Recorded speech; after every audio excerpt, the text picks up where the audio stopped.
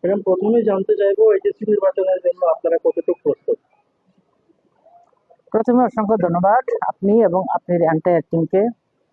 আমরা 100% প্রস্তুতি। এডিসি নির্বাচন আমরা জয়ী করবো, এটাও আশাবাদী। তো ওইটার জন্য আমি সর্বপ্রথম আমাদের মহারাজাকে আমার শতকোটি প্রণাম জানাই। ওনার আশীর্বাদে আজকে আমি 17 পেকুয়ার জেলা জন্মজয়নগরের ক্যান্ডিডেট হিসেবে আমি এখানে আছি আপনাদের সামনে। তো আমরা খুবই আশাবাদী ওই জায়গায়।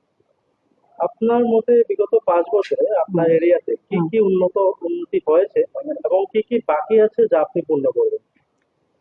অ্যাকচুয়ালি আপনি যেটা প্রশ্ন করলেন সেটা অ্যাকুরেট জবাবটা আমি দিতে পারবো না, বিকজ আমি বিগত 5 বছরের অ্যাডমিনিস্ট্রেশনের মধ্যে আমি নাই। হ্যাঁ, ওইটা রাইট পারসন আমি না। তবে আমি যতটুকু এন্টায়ার এডিসি এলাকার কথা যদি বলি তাহলে একটু আমি সংক্ষেপে বলতে পারি। সেটা হচ্ছে তীব্রামথা বিগত 5টা বছরে যে যে কাজগুলি করেছিল সেটা খুবই উল্লেখযোগ্য। তার মধ্যে এই মুহূর্তে আমি সবটি তো বলতে পারবো না, তবু যতটুকু মনে আছে আমি সেটা বলার চেষ্টা করব। সবচেয়ে ইম্পর্টেন্ট হচ্ছে আমাদের রাজ্যের যেটা কর্মসংস্থান নেই, আমাদের অনেক বেকার যুবক যুবতীরা রয়েছে, তাদের জন্য অটো ব্যবস্থা করেছেন আমাদের এডিসি সরকার। তো ভেরি রিসেন্টলি আমাদের একটা ওপিডি ওপেন হলো। হেলথ ব্যাপারে যদি আমরা বলি তাহলে হসপিটালের বেড আগে ছিল 50টা, এখন সেটা বেড়ে 150টা হয়ে গেছে। তার মানে টোটাল 100টা সিট বেড়েছে তীব্রামথার আমলে। তাছাড়া প্রত্যেক বছর বিগত 5টা বছরের মধ্যে প্রত্যেক বছর মহিলাদের সুতো বিতরণ থেকে আরম্ভ করে পাস্তা বিতরণ এগুলি তো চলছেই।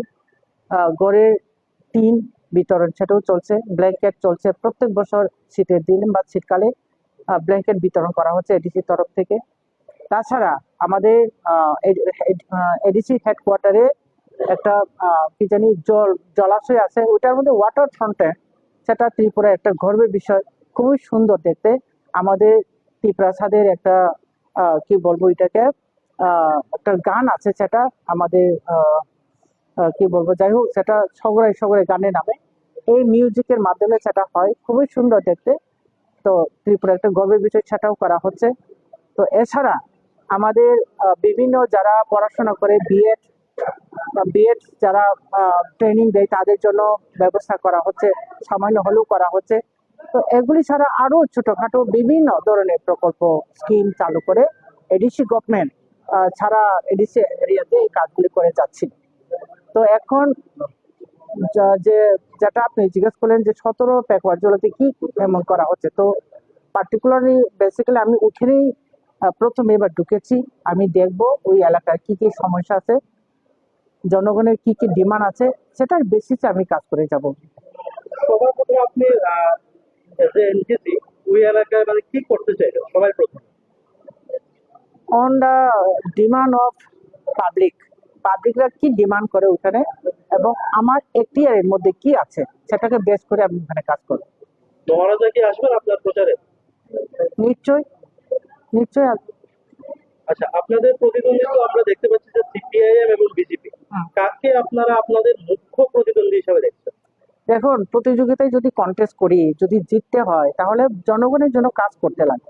আমরা দেখেছি বিগত 5টা বছরে সিপিএম এর কোনো কাজ আমরা দেখিনি, এবং বিজেপি শুধু সবকা সাথ সবকা বিকাশ বলেও সামান্য অংশের মানুষেরও কোনো বিকাশ হয় না এই ত্রিপুরা রাজ্যে।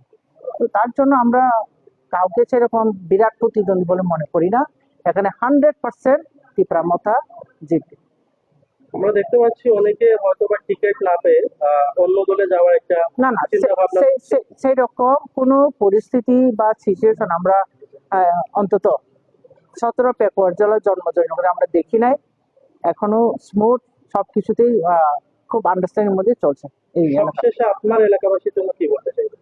আমি এটাই বলবো অন ক্যামেরাতে, যাতে সবাই, এমনি তো থানচা আছে, আমরা একতা তো আছি, আরো যাতে যেন সুদৃঢ়ভাবে থানচা হয়, আরো যাতে সবাই, এখনো 1-2 জন যারা অন্য পার্টিতে ছুটাছুটি করে তাদের জন্য আমার স্পেশাল এই মেসেজটা, আপনারা আসুন, এগিয়ে আসুন। আমাদের মহারাজা যেভাবে আমাদের জন্য কাজ করে যাচ্ছেন সেটাকে আমরা মহারাজার সঙ্গে কোঅপারেট করি, সহযোগিতা করি, সেটার জন্য আমি আহ্বান করবো মন আন্তরিক দিকে।